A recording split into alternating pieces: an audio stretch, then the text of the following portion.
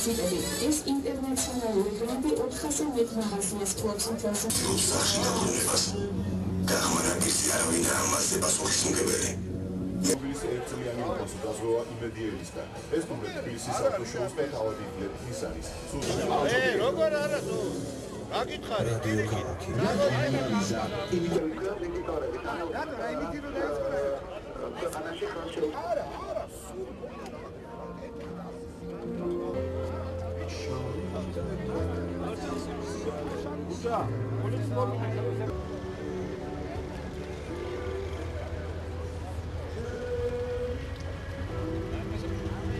სტატუსი 1992 წელს გაჩნდა და ქალაქის პირველი ოფიციალური თბილისის მერი იყო ბატონი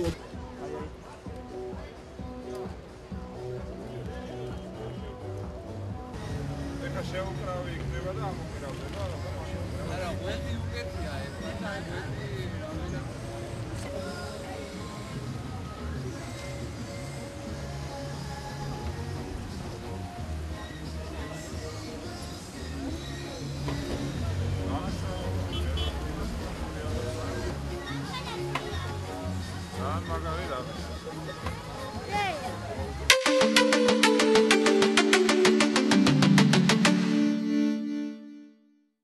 კი სხვა ბრძოლაზე, რომელიც ჩვენს ქუჩებში მიმდინარეობს და წელიწადში უფრო მეტი ადამიანი ეწირება ვიდრე გასულ აგვისტოს. ახლა ყველა მათ შორის პოსტსკრიპტუმ მშვებულებისათვის და მოგზაურობისათვის ემზადება. ამიტომაც ლაშა კვესელაძის გაფრთხილება ზედმეტი არ უნდა იყოს.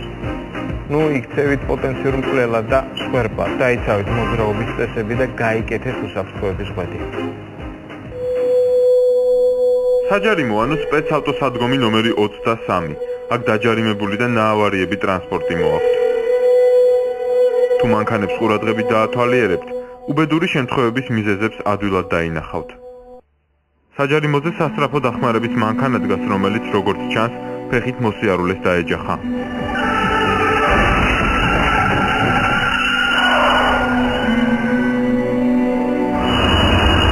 მძღოლი ხართ, ალბათ აუცილებლად გაწუხებთ, რომ ფეხით მოსიარულეები ზევიდან გადადიან იქ, სადაც მიწის ქვეშა გადასასვლელია, თანაც იმ დროს, როდესაც თქვენი გზაა.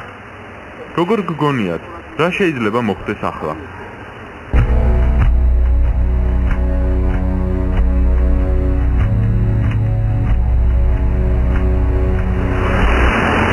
ამ ქალბატონმა ბავშვთან ერთად ტროტუარამდე დაუზიანებლად მიაღწია, მაგრამ მსგავს სიტუაციაში 9 წლის ალექსი ჩუმლაყიანმა დედა დაკარგა. თავად კი უკვე მე-10 თვეა აპარატის დახმარებით სუნთქავს. და იმედი გვაქვს, რომ ყველაფერი კარგად იქნება და ალექსი შეძლებს სუნთქას თვითონ. ფეხით მოსიარულეთა გადასასვლელზე წესებს ქვეითების გარდა მძღოლებიც არღვევენ. ზოგიერთი ავტომანქანა გადასასვლელს მთლიანად ან ნაწილობრივ კეტავს.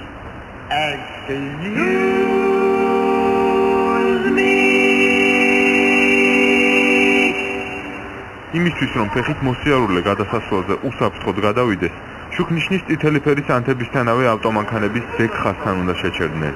ეს იმიტომ, რომ ფეხით მოსიარულემ თუ მას წითელი შუქნიშანი გადასასვლელზე მოუსწრებს, ტროტუარამდე მიღწევა მანქანების დაძვრამდე მოასწროს.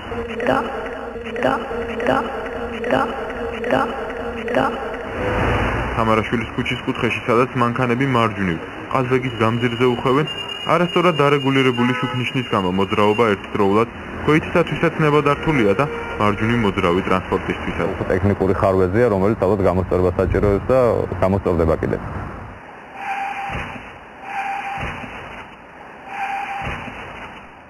ეს შემთხვევები პატრულის ვიდეო კონტროლის კამერებმა თბილისის ქუჩებში 2 წლის განმავლობაში დააფიქსირა. ამობურცული ეტყობა შუშას. როგორც ჩანს, ღვედი არ კეთებია.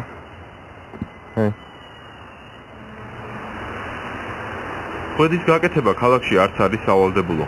4 წლის წინ პარლამენტმა საგზაო უსაფრთხოების კანონში ცვლილებები შეიტანა და ღვედი სავალდებულო, მხოლოდ ავტომაგისტრალებზე მოძრავი მანქანების წინის ხდომი მგზავრებისთვის გახდა. ჩვენ 15 წუთის განმავლობაში ვაკვირდებოდით მცხეთის ავტომაგისტრალზე მოძრავ მანქანებს.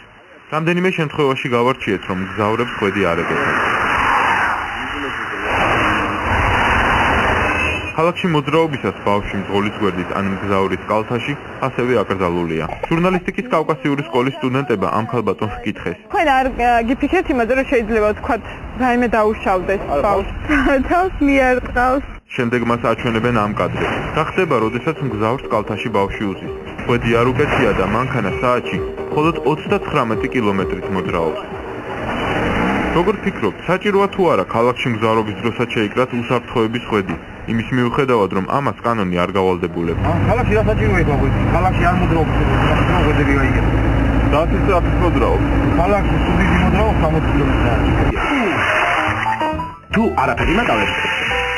მე ვამწრევ საქარემინას იმავე სისწრაფით, რა სისწრაფითაც მოძრაობდა ავტომობილი. შეჯახებამდე და წინ ვარდები მანამ სანამ რაიმეს არ დავეჯახები. მაგალითად, ასფალტს. კანონმა უნდა დაგავალდებულოთ, რომ გაიგეთოთ. არა. თუ შეგნება ალბათ, ბასიტონ უნდა მივიდე მაგამდე, რომ უნდა ეგრედები გავიგე.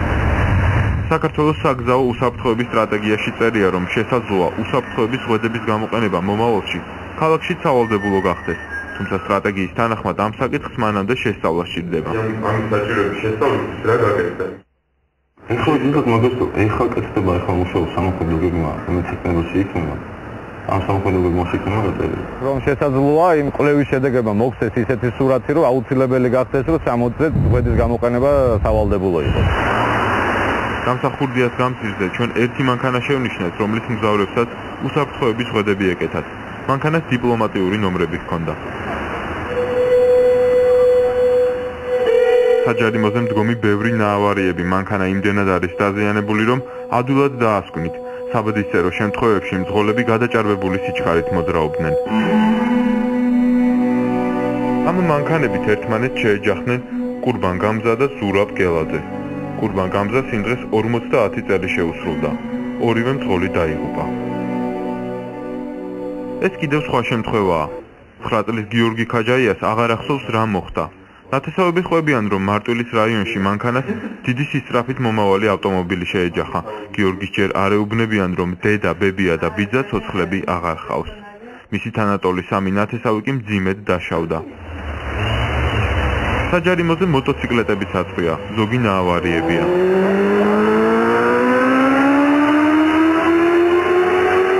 თბილისში ღამით მანქანებით ხშირად ასეთივე სისწრაფით დადიან. მძღოლები შუქნიშანს არც ღამით ემორჩილებიან და არც დღისით.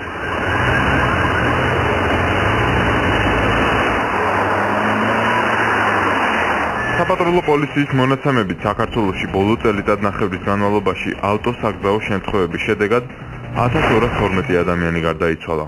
აქედან წელს 6 თვის განმავლობაში 345. იპოდრომზე ჩვენი თხოვნით დაახლოებით ამდენივე ადამიანი მოვიდა. ეს არის სტატისტიკა. ალბათ ამდენი სიცოცხლის გადარჩენა იქნებოდა შესაძლებელი, ადამიანები უფრო ფრთხილად რომ ყოფილიყვნენ.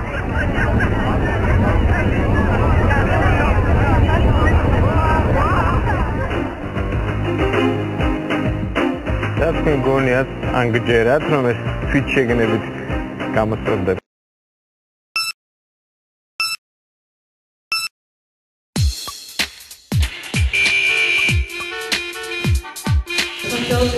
სწავლება სკოლებში, ხორციელდება საქართველოს უმაღლეს სკოლაში და პირველი როგორც პატრიოტია ბრძანა 24 სკოლაში დაუსრულეს და პრეზიდენტის ვაჭრობს.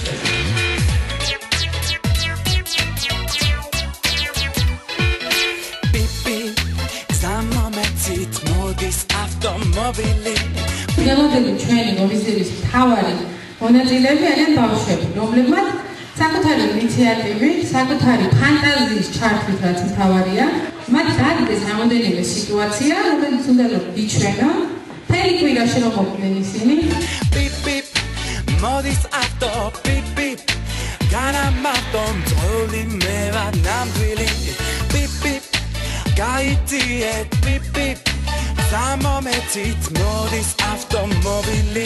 ბავშვები ესაგენ ის ადამიანები, რომლებიც ადვილად სწავლობენ და რომელი იმედი გვაქვს, რომ ისინი ამ ინფორმაციას მიაწვდიან თავიანთ მშობლებსაც. ასე რომ კიდევ ერთხელ მადლობას გიხდით ამ ორგანიზაციაში მონაწილეობისთვის და იმედია, რომ ეს პროგრამა წარმატებული იქნება თქვენთვის.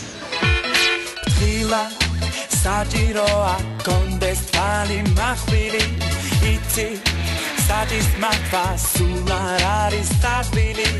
Pip pip moდის ავტო pip pip განამარტომ თოლი მე ვარ ნამდვილი ძალიან კარგია და მისასალმებელია რომ ეს სახელმძღვანელო არსებობს ეს სახელმძღვანელო დიდ დახმარებას გაუწევს პატარებს მოძრაობის წესების შესწავლაში და არა მარტო პატარებს მე ასე ვფიქრობ რაცა ქუჩაზე გადადიხარ ჯერ უნდა გაიხედო მარცხნივ რაცა ტრასის შუა ნაწილში მიხვალ უნდა გაიხედო მარჯვნივ როდა წმუნდები რომ მანქანა არ მოდის იმ შემთხვევაში უნდა გადახვიდე Pip pip გაიწიეთ pip pip სამომეცით მოდის ავტომობილი მივესალმები ამ პროექტს ძალიან სასიამოვნო იყო პროექტის პრეზენტაცია რომ პირველად ჩვენს საჯარო სკოლაში შედგა მაგრამ აუცილებლად უნდა გითხრათ პირველ რიგში იმაზე როგორ მიიღეს ბავშვებმა ეს ტექნიკა გაკვეთილზე მათ აღნიშნეს რომ ასეთი კარტი გაკვეთილი 3 წლის განმავლობაში თუმი არც ერთი არ ყოფილა მომწონს რომ ჩვენ სკოლაშიც ასწავლიან საგზაო წესებს მინდა რომ სხვა სკოლაში ჩაერთოს ამ საქმეში და ძალიან მომეწონა ეს ღონისძიება Pip pip გაიწიეთ pip pip სამომეცით მოდის ავტომობილი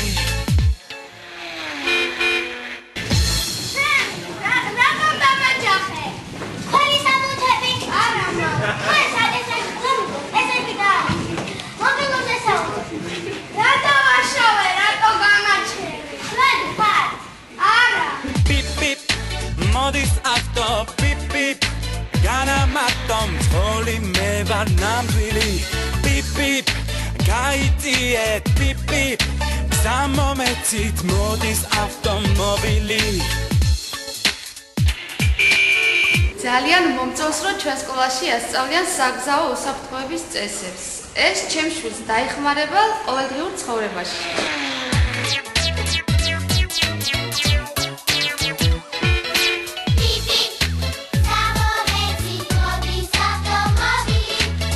მოგესალმებით, ძალიან მიხარია თქვენი ნახვა აქ, ნამდვილად. მიხარია რომ თქვენ ხალისის ხდებით, მაგას მიხარია რომ გაქვთ იდეები. ძალიან მნიშვნელოვანია წესების სწავლება, რასაკვირველია, გაცილებით უფრო მნიშვნელოვანია მაგათი დაცვა. და მე ვფიქრობ, რომ ზუსტად ეს პარტნიორობა ადგება სკოლას და ჩვენ გვინდა რომ რაღაცა შედეგი ჰქონდეს. ძალიან დიდი მადლობა.